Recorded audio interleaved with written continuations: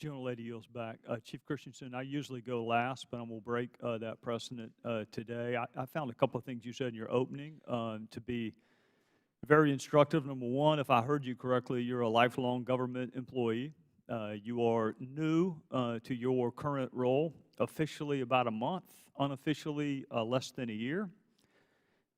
I think what struck me the most was that you yourself have experienced some of the conduct that is being discussed today. And don't want to pry, don't want to ask about anything you don't want to talk about, other than how you think your background qualifies you, your experience qualifies you to be able to address what I think everyone concedes are current and previous problems with Forest Service. Thank you, Congressman. I don't want to, everyone's experience is their own experience, so I don't want to say I know how people feel, but I know I have an experience, and I know what commitment that brings for me. There's a long legacy of great conservation work, and there are great women, people of color, of all races that contribute to that work. And they absolutely have to have the right, safe place to contribute that work. That's what gives me my fuel and my commitment, is from my experience. We have come a long way. It's shame on us if we don't move the needle on how women and minorities are treated. It is our time to permanently upend the long-rooted behaviors and norms, and that's what I'm committed to do because I have an experience. And I'll just say one other very personal thing. 10 days after I became interim chief, I became a grandmother for the first time to a little girl. And I am doing this for all little girls. It's about the future, and I am committed. Chief, I think sending a clear, unmistakable message that what had been tolerated in the past will no longer be tolerated is vital. But if I were the victim of either past or current harassment, I would be even more interested in the actions that are being taken. What have you done since you started, unofficially and or officially, to ameliorate this problem?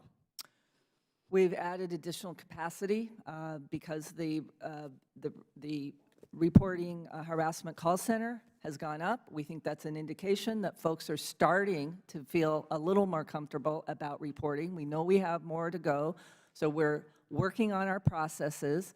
We are we established a code of conduct for the entire agency. We broke the silence. It's just a beginning. It's not an end, and it is not a check the box on listen and learn for over 25,000 employees. And then when all the seasonals came on, 6 weeks later, we did a stand-up for everyone where they received absolutely clear anti-harassment training, code of conducts, and anchored to the values of this agency of this is who we are. We've opened up and started with sincerity the Office of Work Environment and Performance. The EEOC has named that as an agency, as a standard for government and private industry. We are introducing bystander intervention training and coaching. We are in the throes of finalizing retaliation prevention training and conduct, and this victim advocacy and support infrastructure. And finally, we are conducting an agency-wide assessment because we need the listen and learns only opened up part of the dialogue. We need to know what's really going on in the culture, and we need to set a baseline so we can measure ourselves on how we're improving.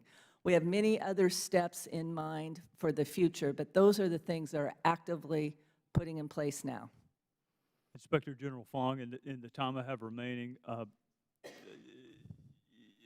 I applaud anyone who thinks that you should have professional investigators, particularly given this unique crime. Victim advocates, fantastic. I'm trying to think of the best way to say this in a legal way. How in the hell can you have the perpetrator in the room with the victim? How does that happen, and what steps can be taken to make sure that doesn't happen? I can't think of anything that has a more chilling effect on someone being able to tell their story than to have the perpetrator present. So for those of us who can't fathom how that happens, how does it happen, and what steps can be taken to make sure it doesn't happen again?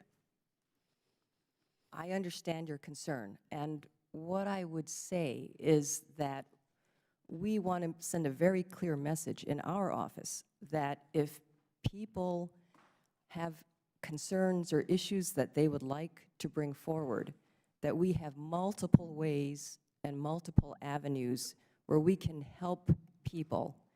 We have a hotline, as you know. We have a special investigations office that we've set up to address these kinds of things.